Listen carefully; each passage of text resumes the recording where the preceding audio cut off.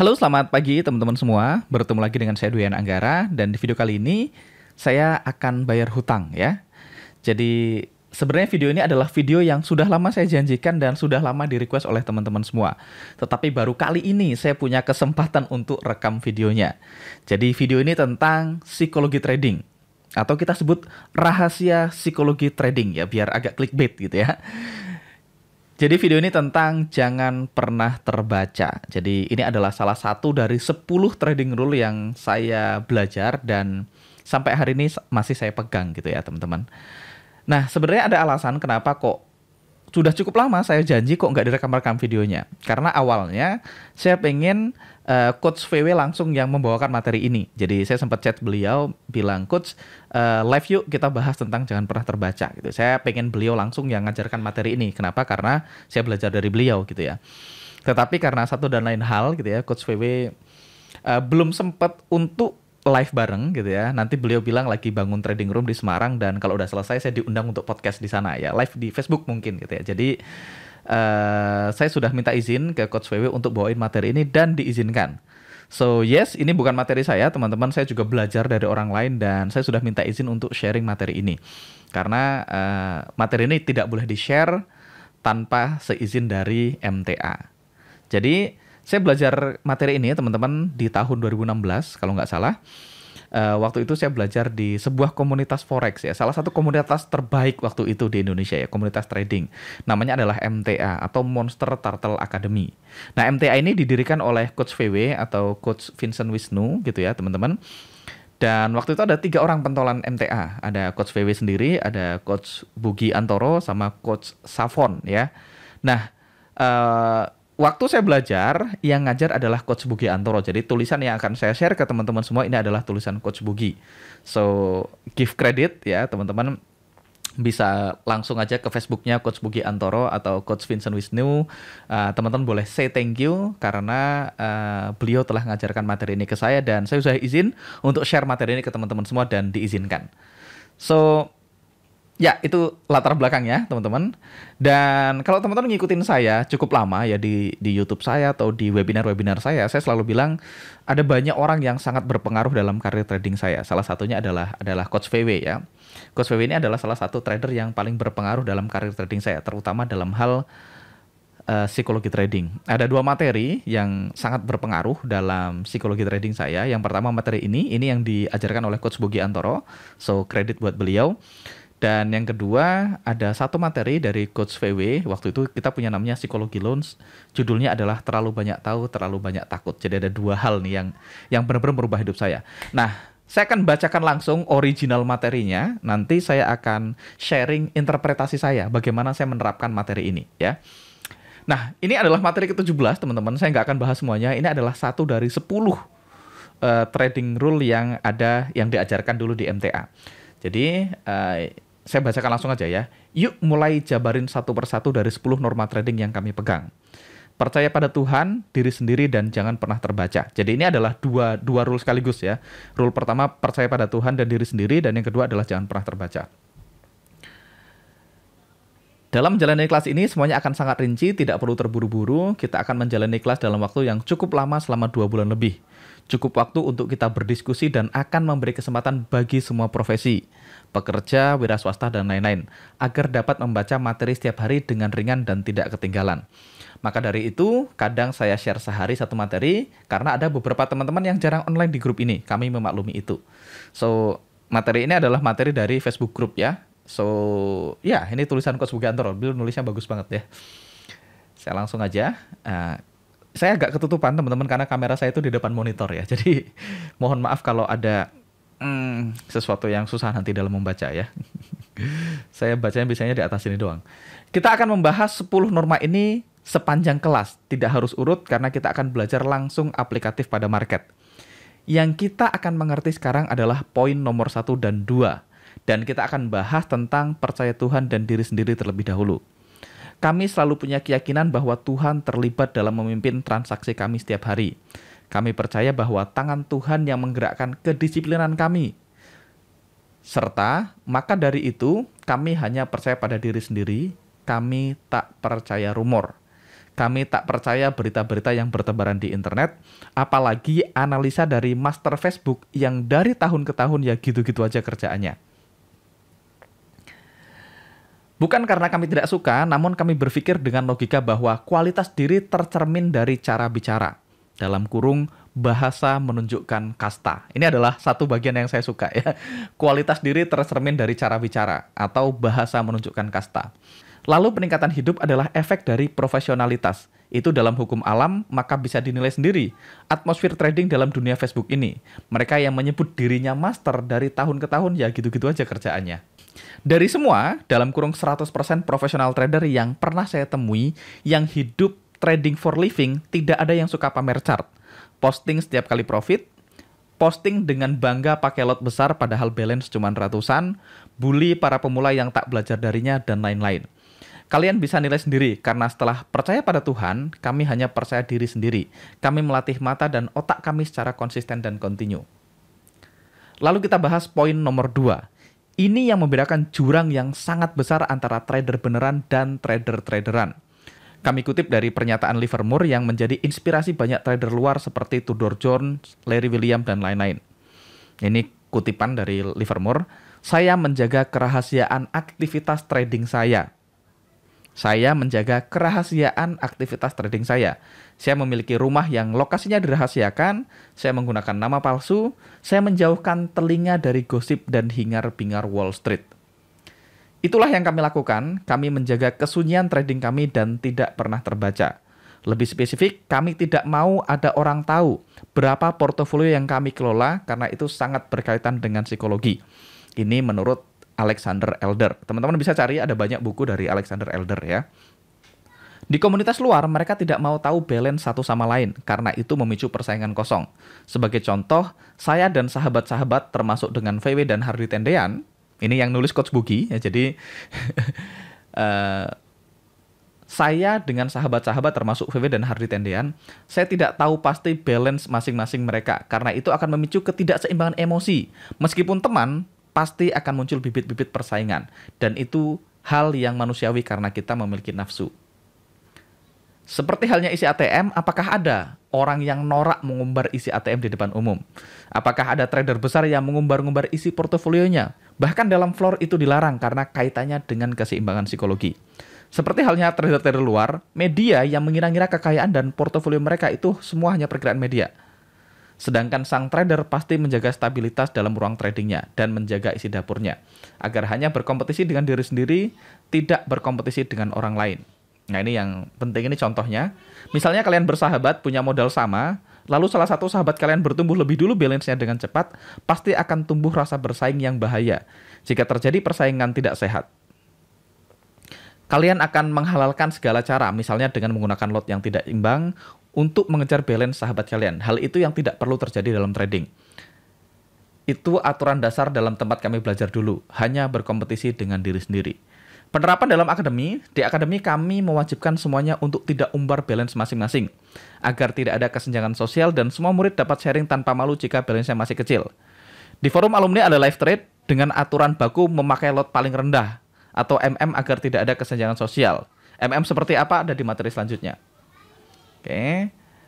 Sekarang kalian tahu dan mengerti makna jangan pernah terbaca. Saya beri contoh terakhir yang terjadi di dalam dunia Facebook.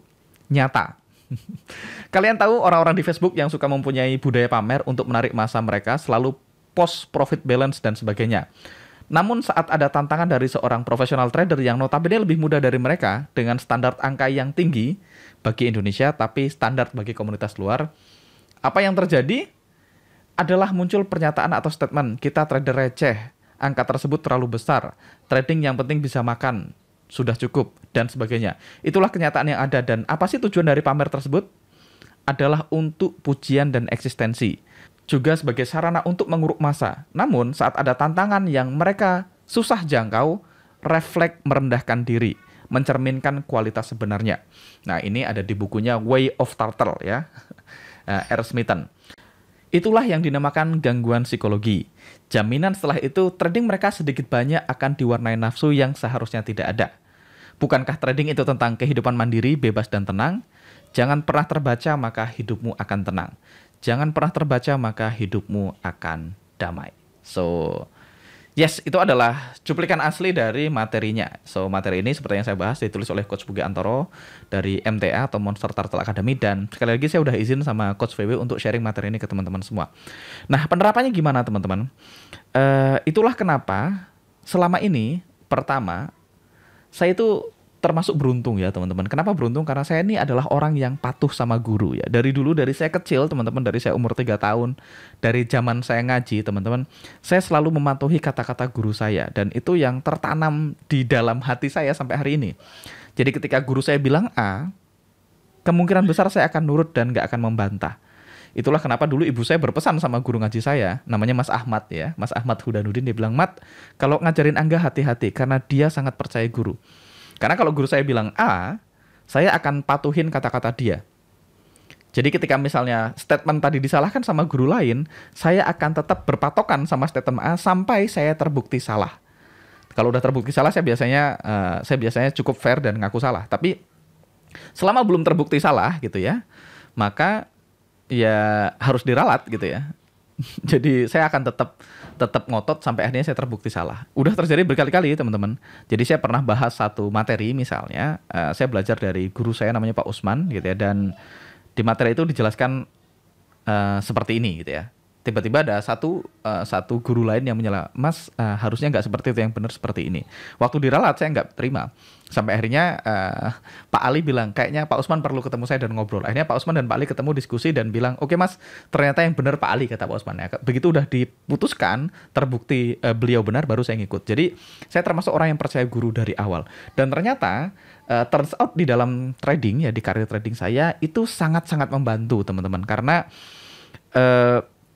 dari awal saya belajar trading gitu ya, guru-guru saya itu ngajarnya bener ya, ngajarnya jangan overload, hanya trading sesuai trading plan, jangan trading di luar trading plan, hanya trading market yang kita mengerti, hanya trading jika semuanya terlihat mudah, selalu gunakan money management yang baku, disiplin, dan seterusnya dan seterusnya. Jadi guru-guru saya dulu mengajarkan hal itu, dan saya itu dilalahnya ya patuh gitu ya. Saya tuh patuh. Ketika guru saya bilang jangan terbaca, ya saya jangan terbaca. Ketika guru saya bilang jangan overload, saya nggak overload. Jadi itulah kenapa teman-teman, yang pertama, kenapa saya tidak pernah nge-share akun real saya. Karena saya nggak pengen ada orang tahu performa saya, portofolio saya. Dan sampai hari ini teman-teman, ini beneran terjadi. Tidak ada satu orang pun yang tahu berapa jumlah balance saya, akun saya di broker apa aja. Nggak ada satu orang pun yang tahu. Karena ya memang itu cara saya menjaga kerahasiaan akun saya. Termasuk istri saya pun tidak tahu persis berapa balance saya ya. Mas Fadli, teman-teman saya Mas Teguh, dan semuanya nggak ada orang yang tahu balance saya berapa, dan nggak ada orang yang tahu saya sebulan profit berapa.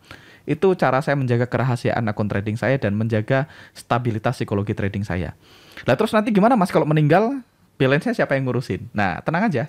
Saya punya catatan teman-teman. Saya punya catatan semua akun saya, passwordnya dan loginnya. Biasanya semua itu saya catat.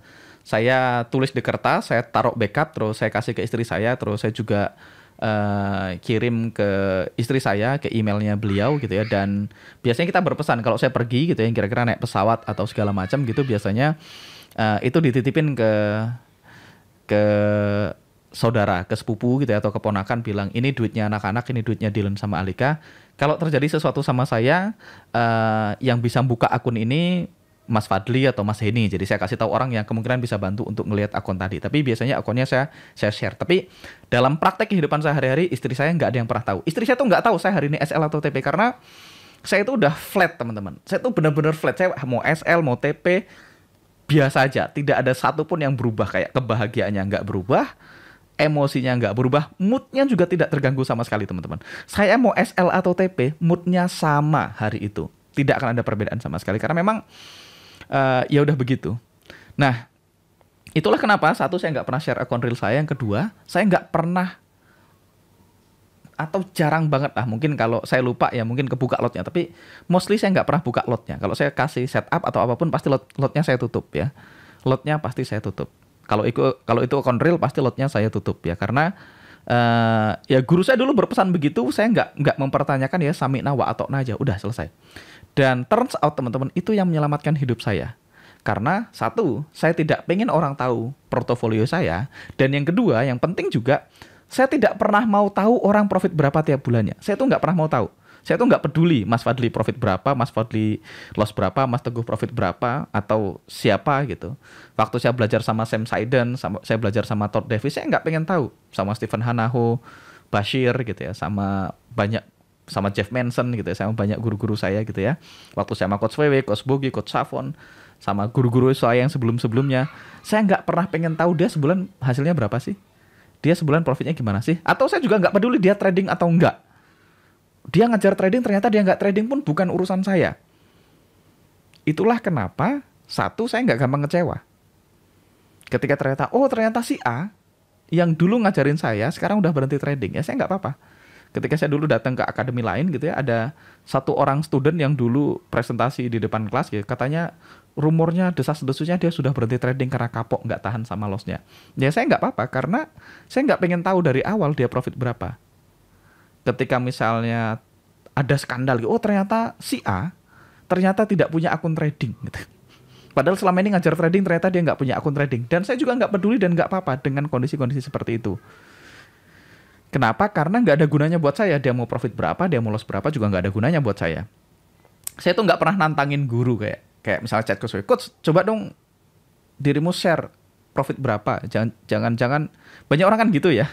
Mau belajar sama orang, coba sini lihat MK5-nya gitu. Emang lu berapa sih profitnya sebulan? Kalau lu terbukti jago, gua mau belajar gitu.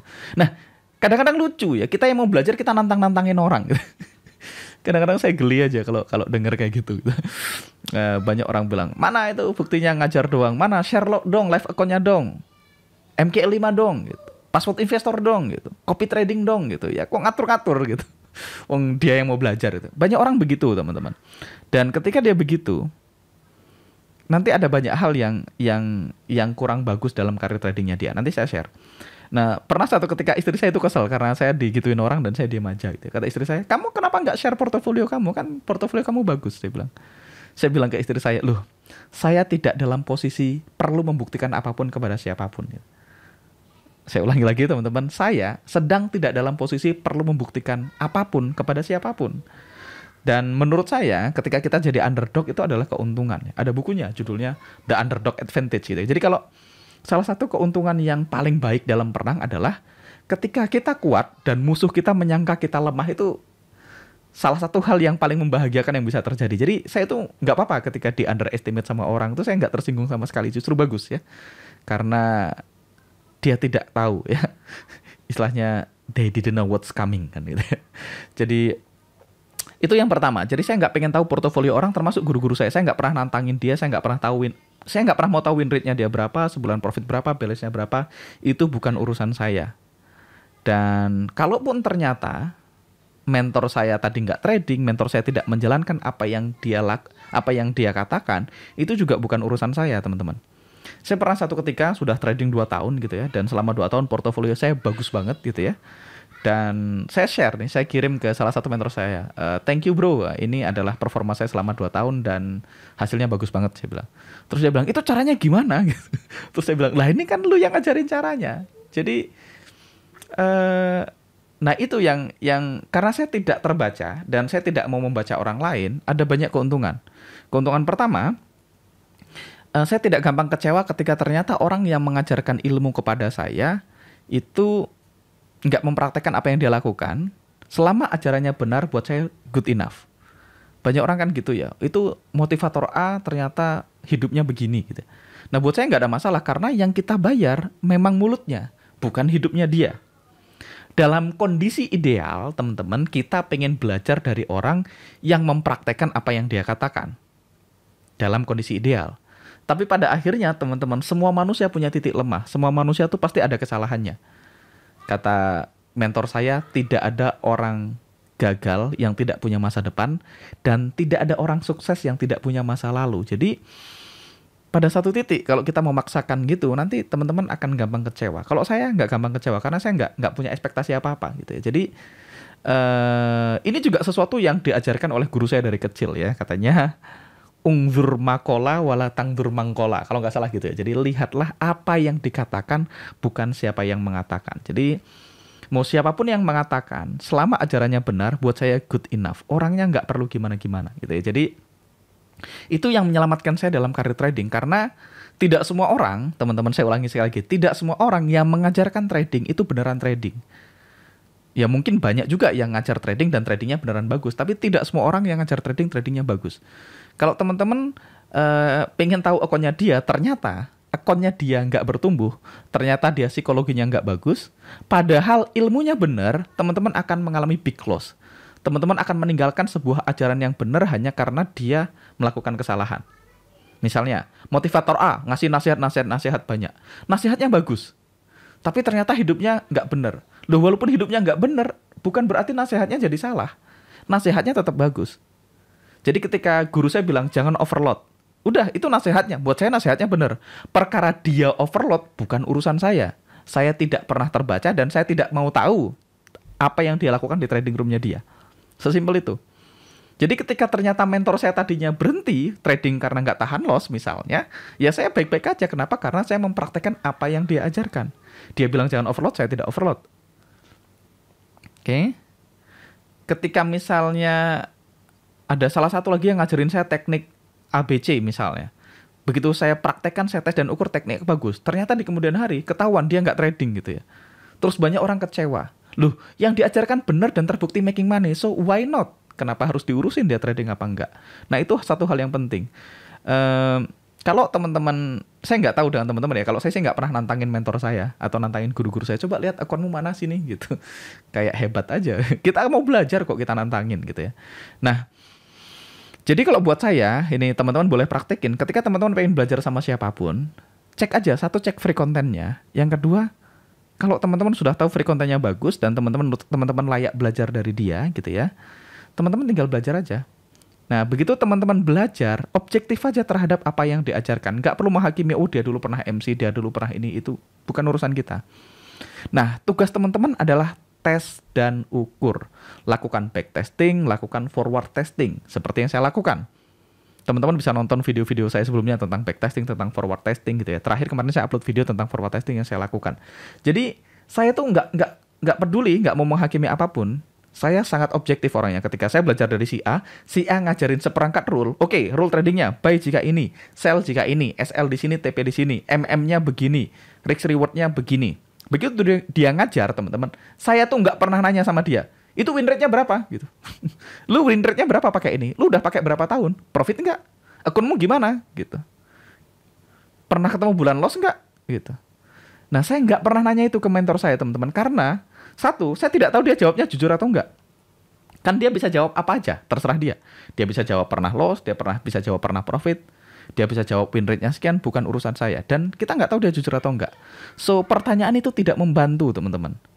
Jadi yang saya lakukan ketika belajar dari si A ngajarkan seberangkat set of rule, saya pulang ke rumah, saya lakukan testing dan verifikasi sendiri. Saya backtest dengan data masa lalu, saya cek verifikasi, oh, rule-nya gini. Oke. Setelah saya backtest, datanya cukup, saya forward test. Forward test ada dua pilihan, bisa pakai akun demo, bisa pakai akun real.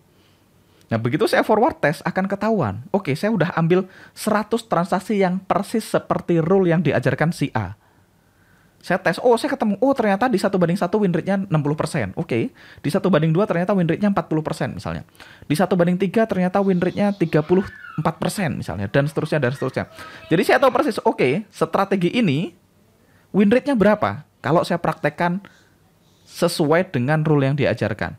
Jadi saya tahu, di 1:1 win rate-nya berapa, 1:2 win rate-nya berapa, 1:3 win rate-nya berapa, 1:4 win rate-nya berapa. Saya tahu sebulan kira-kira bisa profit berapa, saya tahu sebulan kira-kira bisa entry berapa kali menggunakan strategi yang diajarkan. Dan itu data yang objektif, karena data itu adalah data bagaimana saya mempraktekkan apa yang diajarkan, dan itu good enough. Jadi saya juga nggak perlu tahu dia profit berapa, apakah dia win rate-nya lebih tinggi atau lebih rendah dari saya, bukan urusan saya. Jadi begitu saya punya datanya, saya bisa eksekusi dengan tenang.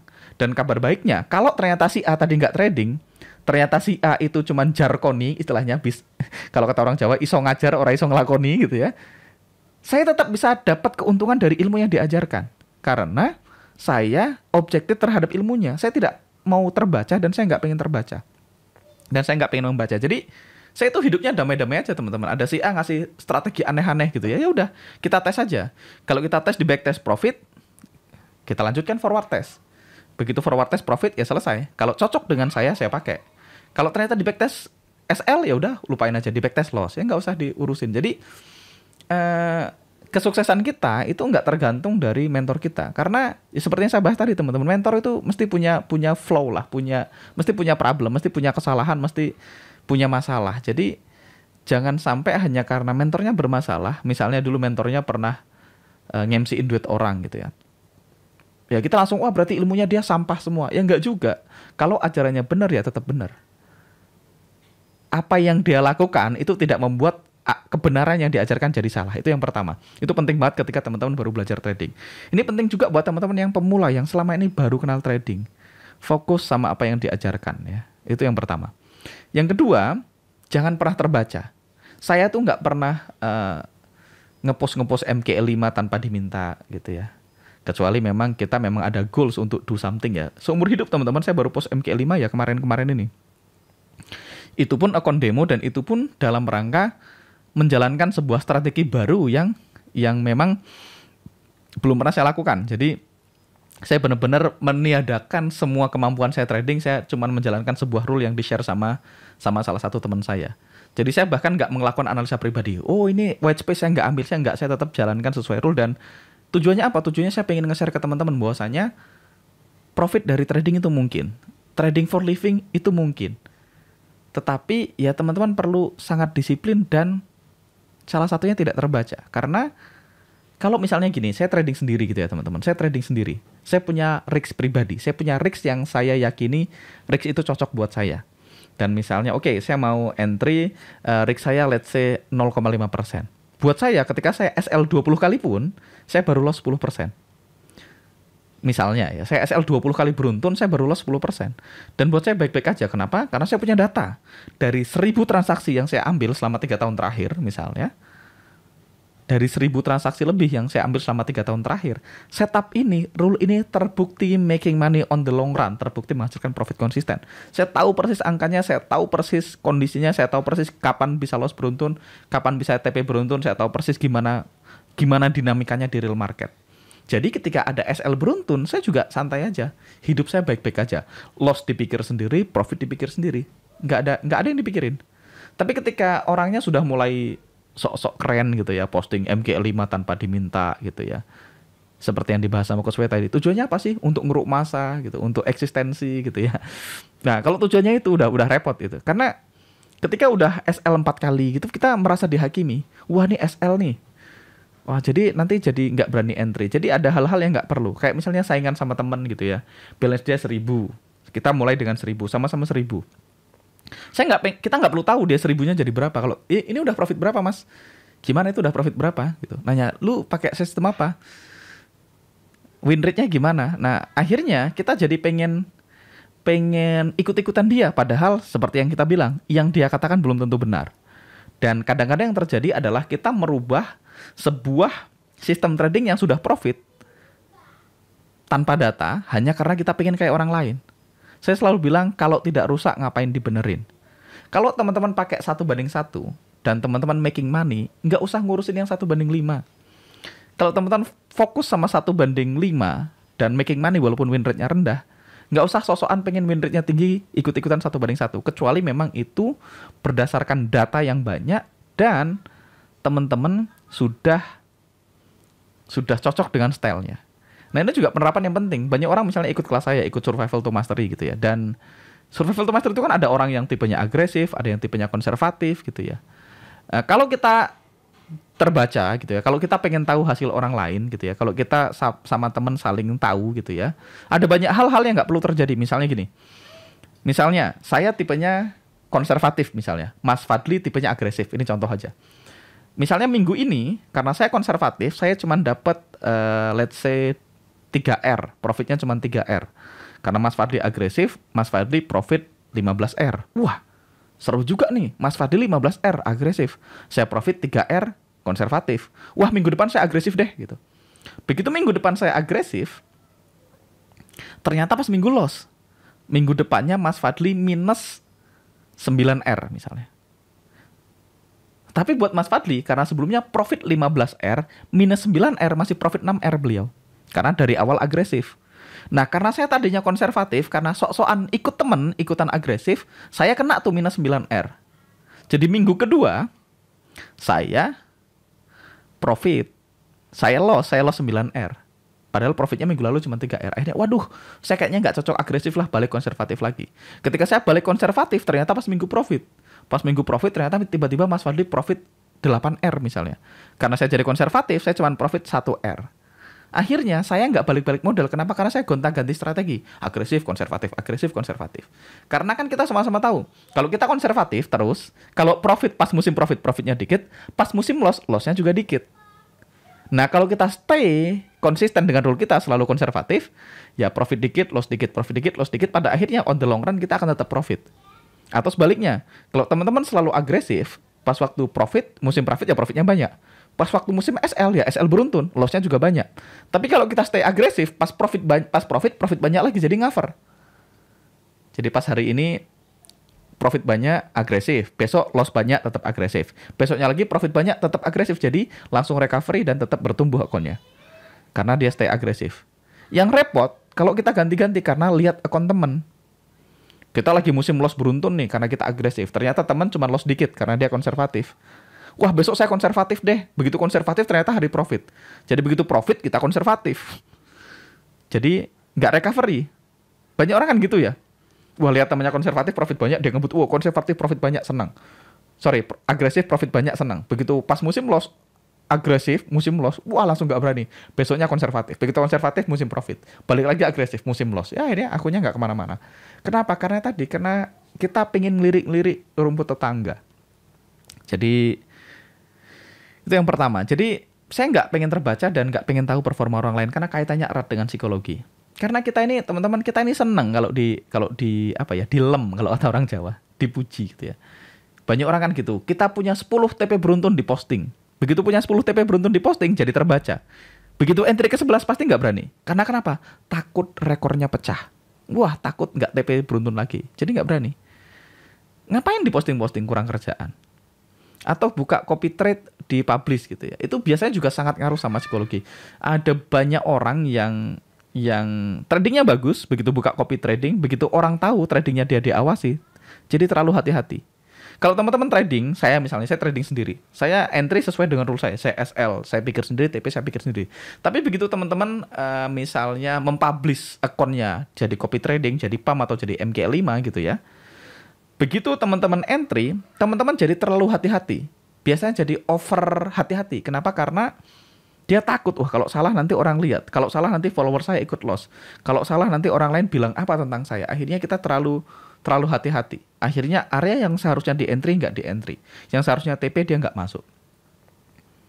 Atau jadi over analisis. Jadi itu tetap nggak bagus, tetap ngaruh sama psikologi. Jadi kalau teman-teman mau buka copy trading silahkan aja, tapi ya pakai nama lain aja, jangan ngaku pakai nama palsu, silahkan aja. Supaya apa? Bukan apa-apa, tujuannya supaya psikologi kita tetap terjaga gitu ya, supaya stabilitas akun trading kita tetap terjaga. Karena teman-teman buka aja di statusnya Coach VW, beliau sharing tuh, beliau dulu trading akun jutaan dolar baik-baik aja. Begitu trading akun kecil, dia tahu, oh ada teman saya follow akun saya, oh dia tahu sahabat saya follow akun saya, wah ini duit segini buat sahabat saya gede. Jadi akhirnya jadi takut, nggak berani entry karena takut loss, takut sahabatnya tersakiti. Nah, itu tidak perlu terjadi kalau teman-teman tidak terbaca. So, kalau saya harus rangkum ya, ada 2 hal yang menyelamatkan karir trading saya. Yang pertama ini, tidak pernah terbaca, hanya percaya Tuhan dan percaya diri sendiri. Jadi saya tidak peduli orang lain ngomong apa, saya tidak pengen tahu performa dia berapa. Saya hanya percaya sama Tuhan, percaya diri sendiri, dan percaya sama data yang saya kumpulkan sendiri. Orang bisa ngomong win rate-nya 80%, orang bisa ngomong win rate-nya 100%, orang bisa ngomong profit ribuan %. Tapi apakah dia jujur? Itu kita nggak bisa kontrol. Satu-satunya yang kita bisa kontrol adalah pelajari apa yang diajarkan, praktekkan di akun, backtesting, forward testing, bikin jurnalnya, analisa datanya. Cocok nggak dengan style trading kita? Profit nggak? Kalau profit pakai, nggak profit tinggalkan, selesai. Nggak perlu tahu dia profit berapa, nggak perlu tahu apa yang dia lakukan, nggak perlu tahu dia nge-MC akun orang atau enggak, dia sering MC atau enggak, bukan urusan kita. Sebaliknya, di akun trading kita, jaga stabilitas akun trading kita, jaga kerahasiaannya. Jangan sok-sokan umbar-umbar akun, umbar-umbar lot, posting biru-biru, dan segala macam, karena itu akan mengganggu psikologis kita. Karena kalau dipuji nanti kita jadi euforia, begitu profit kita jadi euforia, ketika loss kita jadi lebih tersakiti, lebih terganggu. Kenapa? Karena dipublish, kita tahu, wah ini ada teman-teman pada follow nih, kalau saya loss mereka pada ikutan loss, kalau saya profit mereka pada ikutan. Jadi semua rasanya itu jadi berlipat-lipat. Itulah kenapa saya nggak buka copy trade, nggak buka apapun ya. Kenapa saya nggak buka apapun? Kenapa? Karena ya itu, saya pengen menjaga stabilitas akun trading saya. Kalau saya trading sendiri, akun-akun saya sendiri, analisa saya sendiri, tidak ada yang tahu ya, saya loss saya pikir sendiri, saya profit saya pikir sendiri. Yang penting saya tahu strategi saya dilakukan secara mekanikal, secara konsisten, hasilnya dalam jangka panjang making money, ya udah selesai. Itu cukup buat saya. Oke, itu aja untuk video kali ini teman-teman, cukup panjang, tapi mudah-mudahan teman-teman dapat manfaat cukup besar dari video ini. Mudah-mudahan teman-teman sadar, oh ternyata selama ini salah saya ini. Oh ternyata selama ini yang bikin saya nggak bertumbuh. Nah saya harap teman-teman dapat aha moment, dan kalau teman-teman dapat aha moment kira-kira apa, share di kolom komentar. Kira-kira apa yang, wah jadi kayak aha moment yang muncul di kepala teman-teman setelah nonton video ini. Mudah-mudahan video ini bermanfaat. Saya Duen Anggara pamit dan sampai jumpa di video berikutnya.